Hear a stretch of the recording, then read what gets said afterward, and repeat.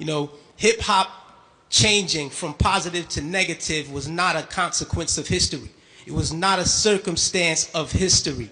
It was nothing that just happened on its own. It had nothing to do with the changing of the times. It had nothing to do with that. It had everything to do with the fact that there are people in this particular society who wants to see us exactly where we are. And we cannot let that point elude us. These are the facts. How do we know? 1967, Kerner Commission report on urban disorder. When black people said, yo, we're tired of this system. You know what I mean? This system is oppressing us. So we rebelled against the system. We burned things. We said, yo, we had enough. He did his little report on what caused these riots. He said, what caused these riots? He said it was young children who started these riots, and what was motivating them was a high self-esteem and an enhanced racial pride. He said the majority of the rioters were high school dropouts, but they had a higher political orientation than their peers who did not drop out. And they saw the system as their enemy, so they attacked it in the right circumstance. So, fast forward to 1992. Same thing.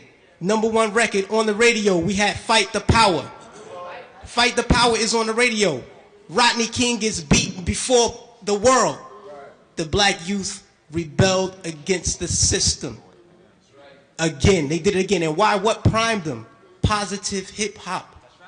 Primed them. Fight the Power, X-Clan, Brand Nubian. You had these groups out here who were pushing, who were politically orienting black kids in the right direction, giving them the proper prompters that they needed so that they can respond properly to oppression. All right? In 1967, when the riots happened, he saw that the self-esteem and the racial pride was fueling this. So he said, how do I bring that down so that they will not riot? And what he did, he flooded the airways with black exploitation movies. Nigga Charlie and the Return of Nigga Charlie. These were movies. Hip-hop didn't start calling people niggas. We had Shaft. We had Coffee. Black girl turned prostitute to do whatever. You know what I mean? But these black exploitation movies brought down the self-esteem and the racial pride so that the kids will not rebel against this system of oppression. 92, the racial pride was back in effect.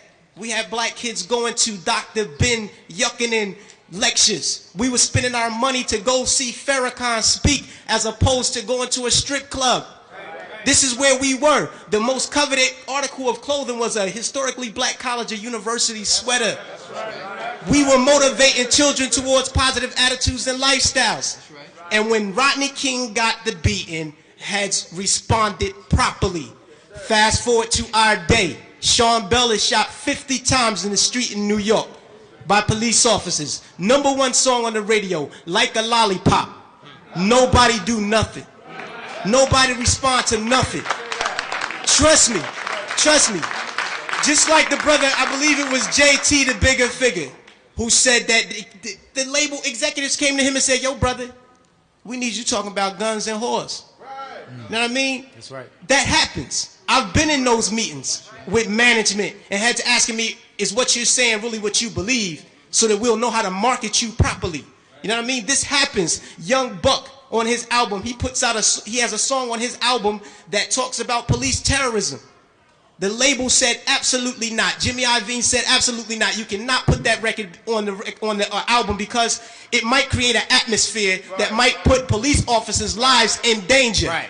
So they took the record off, but they let him keep the other 14 songs on the album that talked about killing black youth. So this is what we're dealing with. We're not dealing with a circumstance or consequence of history. You know what I mean? The environment that we're embedded in puts us in a situation where we feel we have to maneuver and play the game and water our message down. You know what I mean? But no, what happened was they intentionally shifted the paradigm to get us exactly where we are right now. Right now, we're feeding the prison industrial complex right now. Our kids are going to prison because they're promoting these records. They're promoting these records daily that send us to jail. You know what I mean? It's cool to go to jail. You know what I mean? They glorifying these things. And it's not the black youth. We're in a position where we get, like the brother said, the choice. You know, he said, yo, I chose the positive. So I didn't do it. But every youth is not going to take that route. I know, I come from the projects. Grew up in the projects all my life. You know what I mean? And we're not turning down $500,000 to say nigga. We're not going to do it because we won't turn down 200 to take a package of crack from one corner to the next. You know what I mean? We living in a state of poverty and want of all things. So it's hard for us to make that. Our judgment is clouded. And they knew that the judgment would be even more clouded if they took groups like X-Clan off the radio.